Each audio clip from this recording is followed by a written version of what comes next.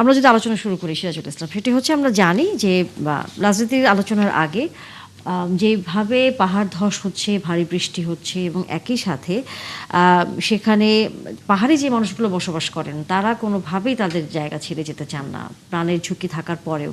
এটি আসলে প্রতি বছরেরই একটি চিত্র, কোনোভাবেই আসলে এটি কোনো পরিবর্তন আমরা দেখতে পাচ্ছি না। এবছরও তার ব্যতিক্রম কিন্তু হয়নি। কিন্তু যেটি আসলে জানবার কারণ, যারা শেল্টার হোমে যান তাদের প্রধান বক্তব্যই থাকেন যে আমি যে বাড়িঘরটি রেখে যাচ্ছি সেটা নিরাপত্তা আসলে কে দেবে, কারণ বেশিরভাগ সময় সে দেখে যে তাদের বাড়িঘরগুলো থাকে না, জায়গা দখল হয়ে যায়, এরকম একটি বিষয়। আর যেই শেল্টার হোমে তারা থাকেন সেখানে সুযোগ সুবিধাগুলো একেবারেই নেই, এর জন্য তারা যেতে চান না, প্রাণের ঝুঁকি নিয়েও তারা থেকে যান। এই বাস্তবতায় আসলে আমাদের কি করলে পরে পরিবর্তন আদৌ আমরা আসলে করতে পারব? ধন্যবাদ আপনাকে তানিয়াপা, ধন্যবাদ সহ আলোচক জনাব মোস্তাফিজুর রহমান বাবুল ভাই, অনলাইনে যিনি যুক্ত আছেন জামাতের এমপি মার্জিয়া মুমতাজ, এছাড়া দর্শক শ্রোতা সবাইকেই শুভেচ্ছা অভিনন্দন জানাচ্ছি।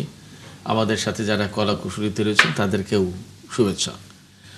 যে প্রসঙ্গটা আমাদের আজকের আলোচনায় আসলো সেখানে আপনি নিজেই বলে ফেলেছেন যে প্রতি বছরেরই চিত্র এটি, এবং পরবর্তীতে যে সমস্যাটা বলেছেন, দুটো সমস্যা, যে শেল্টারে যে নেওয়া হয় সেখানে যেমন সুযোগ সুবিধা থাকে না, তেমনি যে ঘর বাড়ি ছেড়ে যাবে সেই ঘর বাড়ির নিরাপত্তার নিশ্চয়তা কে দেবে। এই দুটো সংকটই বড় সংকট। এবং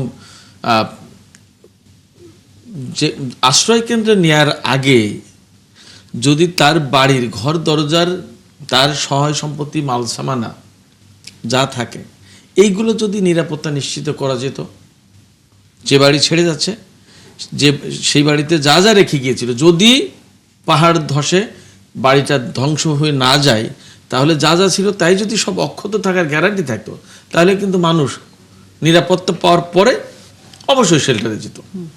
এইখানে ধরুন শেল্টার নিয়ে মানুষ ঠিক এইভাবেই ভাবতো তখন, যে শেল্টারে যাচ্ছি 1-2 দিন বা 10 ঘন্টা 20 ঘন্টার জন্য, খুব একদম লং টাইমের জন্য তো না। সেক্ষেত্রে ওখানে আর কতই বা সুযোগ সুবিধা চাইবো, মোটামুটি দিন পার করলেই হলো, সিচুয়েশন বেটার হলে তো চলে আসবো।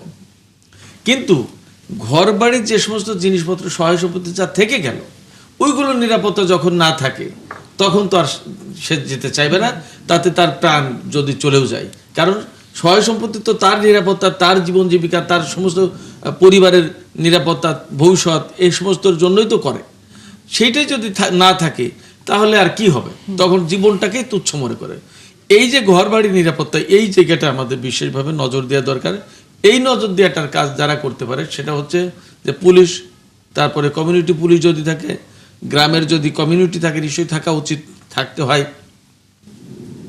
এরপরে পাহাড়ের যেহেতু ব্যাপার, সেখানে সেনাবাহিনীর একটা ব্যাপার আছে, কিন্তু আসলে সেনাবাহিনীর পক্ষে কতজন সদস্য পাহাড়ে নিরাপদ থাকে এবং তারা কতটুকু নিরাপত্তা দিতে পারে। বাট সাকুল্যের যেভাবে হোক এই নিরাপত্তা নিশ্চিত করতে হবে। এই নিরাপত্তা নিশ্চিত না করা গেলে এটা সম্ভব না। এই জায়গাটাই কি করলে ভালো হয় এটা নিয়ে যথেষ্ট নিশ্চয়ই গবেষণা আছে, অথবা গবেষণা করা যায় অবশ্যই। এই জায়গায় আমরা ফিরবো আলোচনা। তবে আমাদের সহকর্মী প্রণবেশ চক্রবর্তী চট্টগ্রাম থেকে যুক্ত হয়েছেন, আমরা তার কাছ থেকে আজকের দিনের সর্বশেষ খবরাখবর আসলে জেনে আসি। প্রণবেশ, সর্বশেষ চট্টগ্রামের এই পাহাড় ধসের খবর যদি আমাদেরকে একটু বলেন আপনি আমাদের। চট্টগ্রামে এই পর্যন্ত 2 জন নিহত হয়েছে, 2 জনই শিশু। চট্টগ্রামের মেয়র গলিতে একটি গতকাল ভূমিধসে একজন শিশু মারা গিয়েছিল, আর জঙ্গল সলিমপুরে একজন শিশু মারা গেছে। তবে এখানে জেলা প্রশাসন এবং সিটি কর্পোরেশন তারা অনেকগুলো আশ্রয় কেন্দ্র খুলেছে এবং মাইকিং করা হচ্ছে। তাদেরকে বারবার বলা হচ্ছে যারা পাহাড়ে ঝুঁকিপূর্ণ অবস্থায় আছে তাদেরকে সরে যাওয়ার জন্য, আশ্রয় কেন্দ্রে যাওয়ার জন্য। এবং সিটি কর্পোরেশনের মেয়র বলেছেন এখানে যারা আসবেন আশ্রয় কেন্দ্রে, লালখান বাজার সিটি কর্পোরেশন আশ্রয় কেন্দ্র খোলা হয়েছে, সেখানে মতির জন্য এটি খুবই ঝুঁকিপূর্ণ এলাকা। এর বাইরে চট্টগ্রাম জেলা প্রশাসনের পক্ষ থেকে আকবর শাহ এলাকা, 1 নং ঝিল, 2 নম্বর ঝিল, এইসব এলাকায় তারা আশ্রয় কেন্দ্র খুলেছে। সেখানে স্কুল এবং মাদ্রাসা যেগুলো আছে সেগুলোকেও আশ্রয় কেন্দ্র হিসেবে ব্যবহার করা হচ্ছে। তবে খুব বেশি যে মানুষ আসছে তা নয়। গতকাল রাত্রে অনেককে নিয়ে আসা হয়েছিল। চট্টগ্রাম জেলা প্রশাসক নিজে খাবার সেখানে ডিস্ট্রিবিউট করেছেন। আর Chattogram city corporation mayor doctor Shahadat Hossain বলেছেন যারা আশ্রয় কেন্দ্রে আসবেন তাদের সকলকেই সিটি কর্পোরেশন শুকনো খাবার, পানি এগুলো দেবে। কিন্তু বাস্তবতা হচ্ছে যারা গরিব মানুষ তারা যতই ঝড় ঝঞ্ঝা পাহাড় ধস থাকুক না কেন সেই সংখ্যাকে তারা মাথায় নেয় না। তারা মনে করে তাদের যে সহায় সম্বল অল্প কিছু আছে সেগুলো যদি তারা ছেড়ে আসে, চোর ডাকাত সেগুলো নিয়ে যাবে, ফলে তারা সেগুলো ছেড়ে আসতে চায় না। এটা হচ্ছে বাস্তবতা। এর আগেও আমরা দেখেছি, যদিও এবছর হয়নি, বিভিন্ন সময় বর্ষার আগে তাদেরকে উচ্ছেদ করা হয়। সেখানে পাহাড়ের এইসব ঝুঁকিপূর্ণ যে বাসস্থান রয়েছে সেগুলো আসলে বিভিন্ন জন ভাড়া দেয় তাদের কাছে, যদিও এগুলো সরকারি, বেশিরভাগ সরকারি জায়গা, ওয়াসা রেলওয়ের জায়গা, রেলওয়ের পাহাড়। তারপরে সেখানে বিভিন্ন জন সেগুলো দখল করে ভাড়া দেয় নিম্ন আয়ের মানুষকে। আর এগুলো নিম্ন আয়ের মানুষ এগুলো ছেড়ে আসতে চায় না। প্রতি বছর বর্ষার আগে দেখা যায় যে সেগুলো উচ্ছেদ করে দেয় এবং মানুষজন এখানে আরেকটা বাস্তবতা হচ্ছে এখানে গ্যাস লাইন, বিদ্যুতের লাইন পর্যন্ত আছে, এগুলো অবৈধ। তারপরও কিন্তু সরকারি এই সংস্থানগুলোর এই সংযোগ কিভাবে যায় সেটা কিন্তু একটা প্রশ্ন। আসলে যেতে হচ্ছে এই পাহাড়ে বসবাস করা মানুষদের। ধন্যবাদ প্রণবেশ। দর্শক, এই বিষয়ে সংসদে মাননীয় দুর্যোগ এবং ত্রাণ মন্ত্রী বক্তব্য দিয়েছেন, আমরা তার কথাটি একটু শুনে আসি। চট্টগ্রামে পাহাড়ি ধসে 5 জনের মৃত্যুবরণ হয়েছে, কক্সবাজারে 19 জন, রাঙ্গামাটিতে 1 জন, বান্দরবনে 5 জন। আমরা ইতিমধ্যে এই সমস্ত দুর্গত এলাকায় আশ্রয় কেন্দ্র খুলেছি। আমাদের মাননীয় প্রধানমন্ত্রী আমাদেরকে নির্দেশ দিয়েছে, আমাদের মন্ত্রণালয়ের সচিব মহোদয় ওই অঞ্চলে অবস্থান করছেন এবং জেলা প্রশাসন, উপজেলা পরিষদকে আমরা দায়িত্ব দিয়েছি, তারা সার্বক্ষণিক দেখভাল করছেন। এবং মাননীয় প্রধানমন্ত্রী তার ত্রাণ ভাণ্ডার থেকে প্রত্যেকটি জেলায় 20 লক্ষ টাকা ইতিমধ্যে উনি বরাদ্দ দিয়েছেন এবং উনি সার্বক্ষণিক এটি দেখভাল করছেন, আমাদেরকে নির্দেশনা দিচ্ছেন। আমরা মাননীয় মন্ত্রীর বক্তব্য শুনছিলাম। মোস্তাফিজুর রহমান বাবুল, যেটি আসলে আমাদের সবারই প্রথম প্রশ্ন থাকে সেটি হচ্ছে, যখন পাহাড় কাটা হয় বা কেউ পাহাড় দখল করে এরকম বসতি তৈরি করেন, এটি তো কারো অজানা থাকে না, এটা প্রকাশ্য হয়, তখনই কেন প্রশাসন ব্যবস্থা আসলে নেয় না?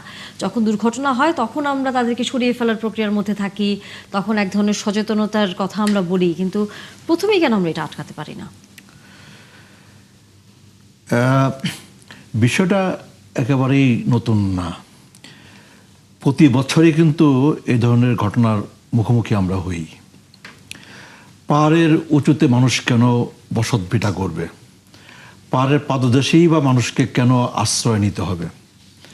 তাদের জন্য কি আপনার রাষ্ট্র একটা নিরাপদ আশ্রয়, নিরাপদ আবাসস্থলের ব্যবস্থা করতে পারে না?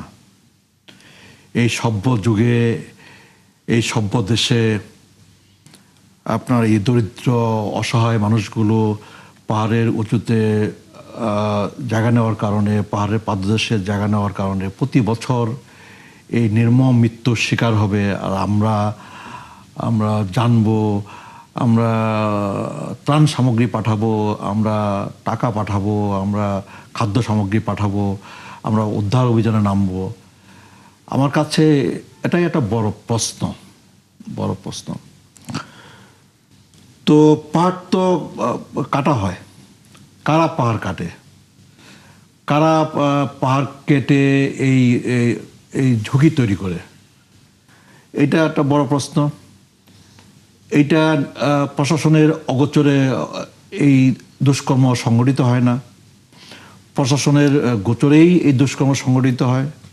প্রশাসনের দায়িত্ব আছে এই পাহাড় কাটা বন্ধ করা, রোধ করা, পাহাড়কে রক্ষা করা, পরিবেশকে রক্ষা করা, প্রকৃতিকে রক্ষা করা।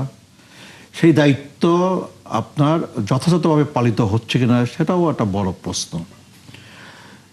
আর এই দরিদ্র মানুষগুলো যারা আপনার, আমাদের তো বৃষ্টি হবে প্রাকৃতিক নিয়ম অনুযায়ী, বৃষ্টি হবে, অতিবৃষ্টি হবে, বন্যা হবে। তো বৃষ্টিতে, অতিবৃষ্টিতে, বন্যায় আপনার একটা ঝুঁকি তৈরি হবে।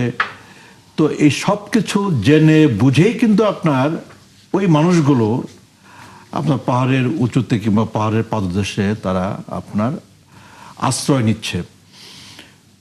তো তারা আপনার সেই আশ্রয়স্থল আপনার ছাড়তেও চান না। কোথায় যাবেন এই প্রশ্ন তাদের সামনে। আবার ছেড়ে আসলে এই দুর্যোগপূর্ণ আবহাওয়ার পরে ফেরত যাওয়া যাবে কিনা, ফেরত পাওয়া যাবে কিনা, তার সহায় সম্বল থাকবে কিনা, এই শঙ্কা তো তার মধ্যে কাজ করে। ফলে আমি মনে করি যে আমাদের সরকারের, আমাদের প্রশাসনের, আমাদের সকলকেই দায়িত্বশীল হতে হবে, মানবিক হতে হবে। এই মানুষগুলোর প্রতি সদয় আচরণ করতে হবে, মানবিক আচরণ করতে হবে, দায়িত্বশীল আচরণ করতে হবে, যেন বছরের পর বছর ধরে, অনন্তকাল ধরে আপনার এই মৃত্যুর মুখোমুখি এই মানুষগুলোকে না হতে হয়। তার তো একটা ব্যবস্থা, একটা কার্যকর ব্যবস্থা, স্থায়ী ব্যবস্থা, এটা তো দরকার। অবশ্যই, কিন্তু প্রতি বছরই আমরা শুধু এই উপলব্ধির মধ্যেই থাকি যে এটি করা দরকার। না, এই উপলব্ধিটা আমাদের সবার মধ্যে আছে কিনা, এই উপলব্ধিটা সত্যি সত্যি আমরা সবাই সকলের মধ্যে আছে কিনা, এই উপলব্ধির জায়গাটা তৈরি হচ্ছে কিনা, এই উপলব্ধি আমাদের ভেতরে, উপলব্ধিটা আমাদের ভেতরে জাগ্রত হচ্ছে কিনা। আমি তো মনে করি যে আমাদের এই মানে উপলব্ধিটা, মানবিক উপলব্ধির জায়গাটা আমাদের সকলের ভেতরে তৈরি হোক, সকলের ভেতরে।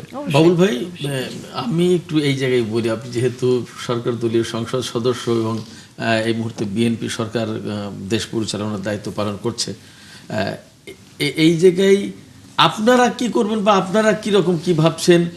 এই যে মানবিক হওয়া, যে সমস্ত বিপদগ্রস্ত মানুষ বা অসহায় দরিদ্র মানুষ যারা পাহাড়ে থাকে, আপনি যে প্রশ্ন তুলেন যে এইরকম সভ্য সময়ে সভ্য জগতে কেন তারা পাহাড়ে থাকবে, পাহাড়ের পাদদেশে বা বসবাস করতে হবে তাদের, এই বিষয় নিয়ে আপনারা কোনো কিছু ভাববেন কিনা বা ভাবছেন কিনা, করবেন কিনা? মানুষের কিন্তু অনেক বড় প্রশ্ন যে তারেক রহমানের নেতৃত্বে দেশ, বিএনপি সরকার গঠন করছে, দেশ পরিচালিত হচ্ছে, আসলে কতটা চেঞ্জ আসবে এবং কি করবে? এই যে মানবিকতার যে জায়গা, সেই জায়গায় কিন্তু ওই প্রশ্ন আছে। বর্তমান সরকার মানবিক সরকার। আমাদের নেতা মাননীয় প্রধানমন্ত্রী জনাব তারেক রহমান একজন মানবিক সরকার প্রধান, একজন মানবিক সরকার প্রধান, দেশ পরিচালনা করছেন, সরকার পরিচালনা করছেন। আমাদের সরকারের তাবৎ কর্মসূচি হচ্ছে মানবিক কর্মসূচি। আমাদের নাগরিকদের যে মৌলিক অধিকার, বাসস্থান হচ্ছে মৌলিক অধিকার, এই মৌলিক অধিকার সুনিশ্চিত করাটা হচ্ছে আমাদের সরকারের অন্যতম লক্ষ্য, অন্যতম কর্মসূচি। আমি বিশ্বাস করি এবং আমি বিশ্বাস করতে চাই যে এই গত ফেব্রুয়ারিতে অনুষ্ঠিত জাতীয় সংসদ নির্বাচনের পরে আমাদের সংসদ অধিবেশন চলাকালীন সময়ে যেই দুর্যোগের খবর সংসদকে অবহিত করা হয়েছে, যে দেশবাসী যে দুর্যোগের খবর অবহিত হয়েছেন, মাননীয় প্রধানমন্ত্রী যে দুর্যোগ মোকাবেলা করার জন্য তড়িৎ পদক্ষেপ গ্রহণ করেছেন, মন্ত্রীকে পাঠিয়েছেন, প্রধানমন্ত্রীর ত্রাণ ভাণ্ডার থেকে আপনার প্রয়োজনীয় অর্থ, সাহায্য, সহযোগিতা পৌঁছে দিয়েছেন, আপনার দুর্যোগ ব্যবস্থাপনা ত্রাণ মন্ত্রণালয় থেকেও আপনার প্রয়োজনীয় সাহায্য সহযোগিতা পৌঁছে দেওয়া হয়েছে, বিলম্ব করা হয় নাই।